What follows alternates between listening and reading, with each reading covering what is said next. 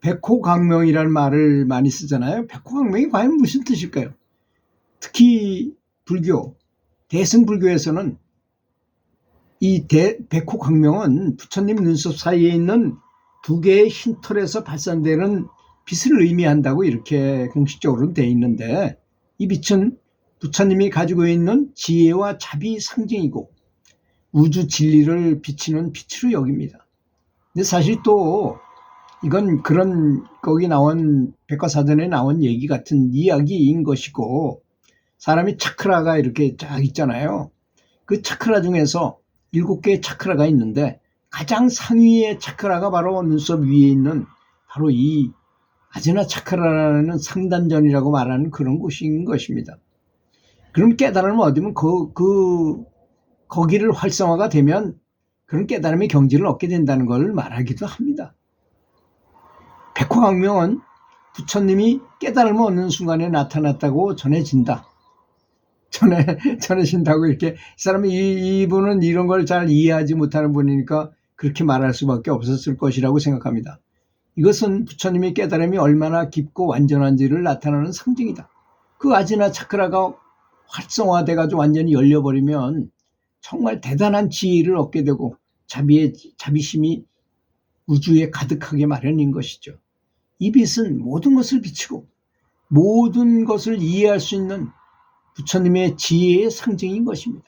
그렇기 때문에 깨달음을 다 얻어서 큰 깨달음을 얻었죠.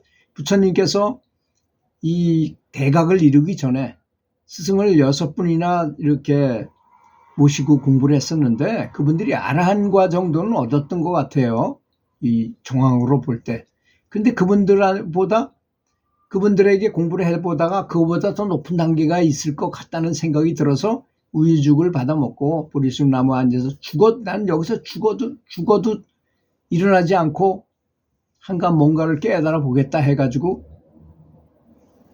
이렇게 새벽에 별을 보고 큰 깨달음을 얻은 부처의 경지가 최초의 부처가 된 것이 아니겠습니까?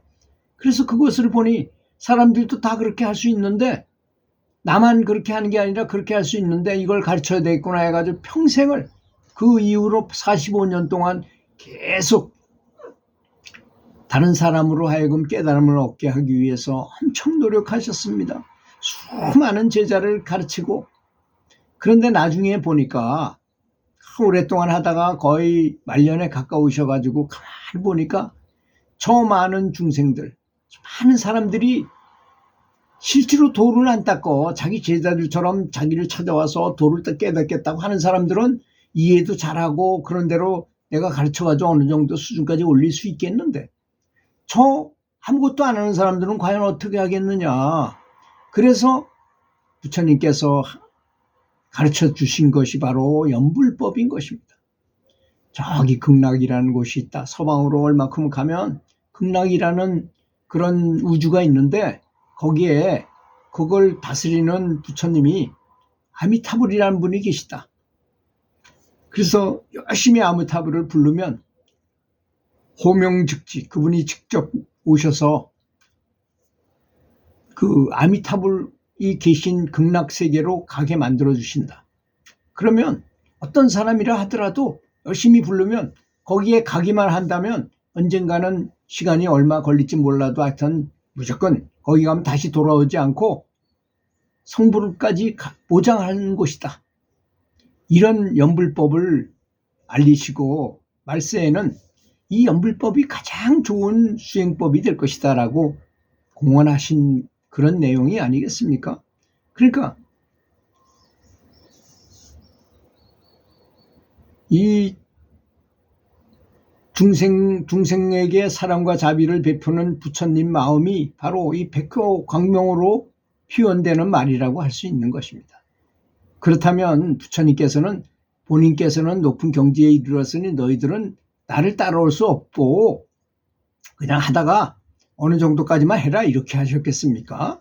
부처님은 절대 그러신 분이 아니었어요. 너네들도 나처럼 할 수 있다. 다 부처가 될 수 있다. 부처 되는 법을 계속 말씀하신 것입니다.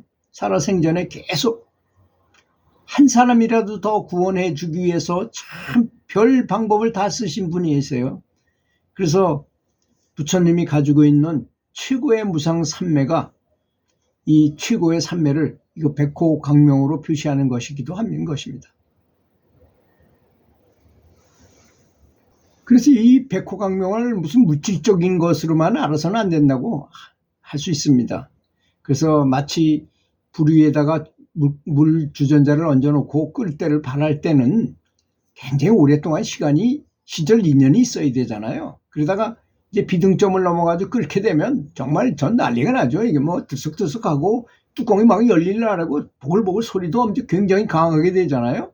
그렇게 되는 것처럼 이런 경지에 있는 사람에게만 나타나는 이마 가운데에 있는 이 영적 에너지 산타의 찬란한 빛의 광명, 이것이 바로 수영공덕의 표징인 것을 말하는 것입니다. 무슨 물질적인 털이나 물질을 말하는 그런 것이 아닙니다.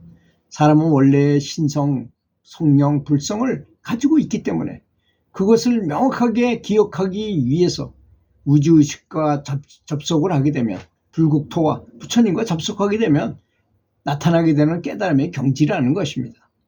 다른 표현으로 차크라의 활성화니 상징적인 표현으로 송과체라든지 뇌하수체라든지 이런 걸 활성화해야 된다든지 솔방울처럼 생겼기 때문에 송과체라고 말하는 것 뿐입니다. 그런 비유를 많이 합니다. 다른 종교에서도 있어요. 그런 것이 불교에만 있는 것이 아니고 이게 비유적으로 붙여진 이름이기도 하다는 것입니다. 또 불교에서는 법륜을 굴리면서 부처님께서 이런 표현이 나와요. 그게 무슨 뜻일까요? 여기 아지나 차크라, 눈썹 위에 있다는 이 가장 높은 차크라가 이게 활성화돼서 커지면 빛의 바퀴처럼 보여요. 법륜, 빛의 바퀴란 뜻입니다. 빛의 바퀴처럼 돌아가는 빛의 바퀴처럼 보이기 때문에 법륜을 굴리시면서 이런 말을 썼어요.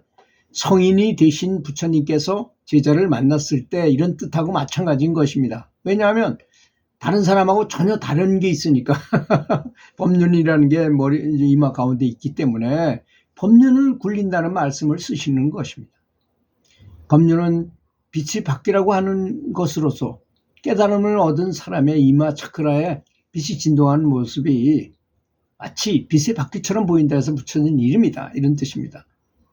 그것을 누구나 달성할 수 있는 것이라는 것입니다. 그래서 스승을 잘 만나는 거 중요한 것입니다. 가르침을 제대로 따르고 열심히 이어지게 연불수행을 할 수 있으면 얻을 수 있는 경지라는 것입니다.